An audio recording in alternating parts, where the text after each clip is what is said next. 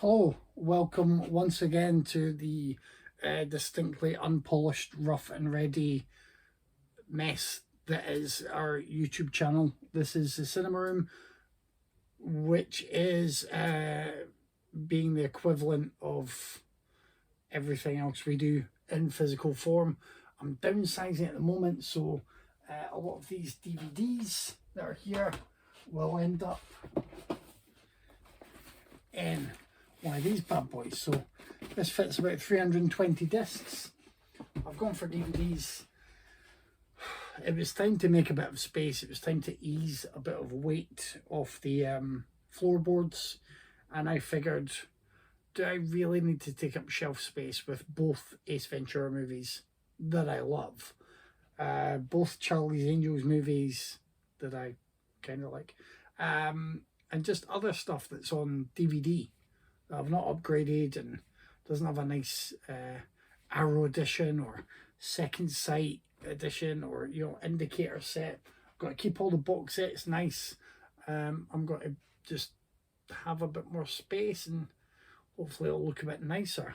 And obviously I'm not going to get rid of the likes of this, which we are covering this week thanks to Tyler, and I'm looking forward to exploring Candyman and exploring the extras on that super duper edition. That'll be great. I've got a plaster because I went to give blood today, so I did this video as well to remind people you should give blood. It's a good thing to do. Go give blood. The NHS really needs that because there's a massive backlog of everything going on at the minute, so anything that we can do to help, I think, is a good thing.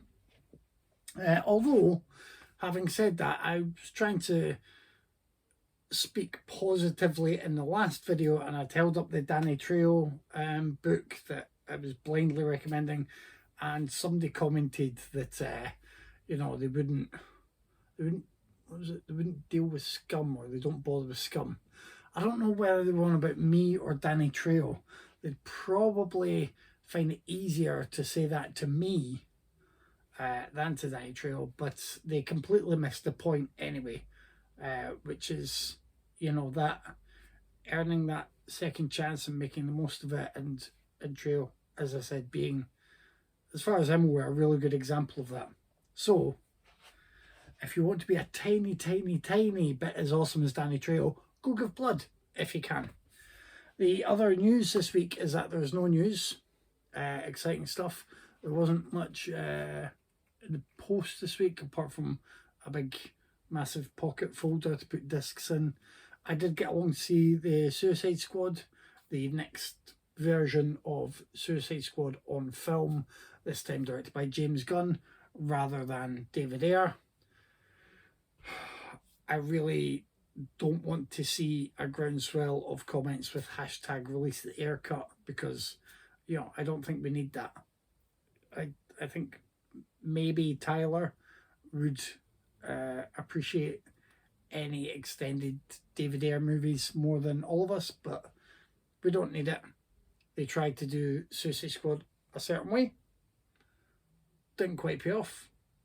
I still quite like it, barring the presence of Jared Leto as the worst on-screen Joker we've ever had. But this is a redo, and James Gunn is a good fit for the job of director. Margot Robbie is excellent again as Harley Quinn. Idris Elba is, is he ever not really, really cool?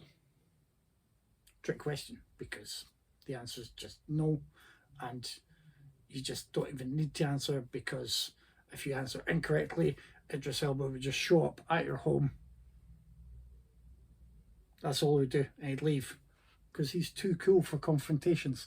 And John Cena's in there. There are quite a few other people scattered throughout the runtime. Peter Capaldi is fantastic, but he's not on screen for long.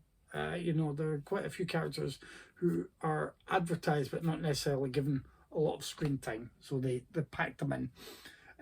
Do bear that in mind when you're going to see it. It's fun.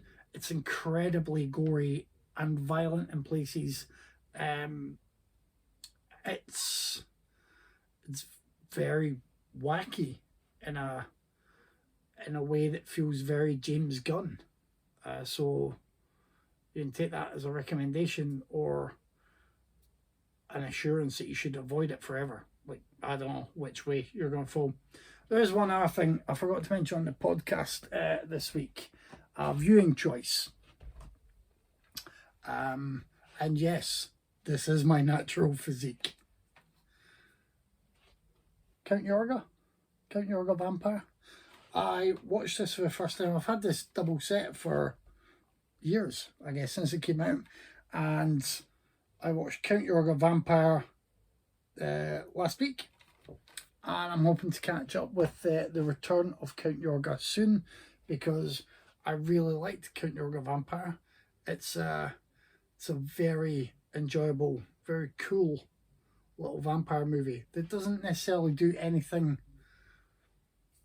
that different compared to so many other vampire movies, but just does it really well. And the lead actor, who I'm just got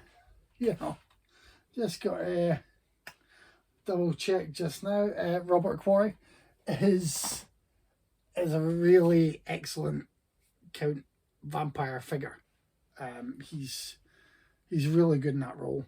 The whole cast do well, and yeah, it's one that I recommend. If you're a fan of vampires, then go for it.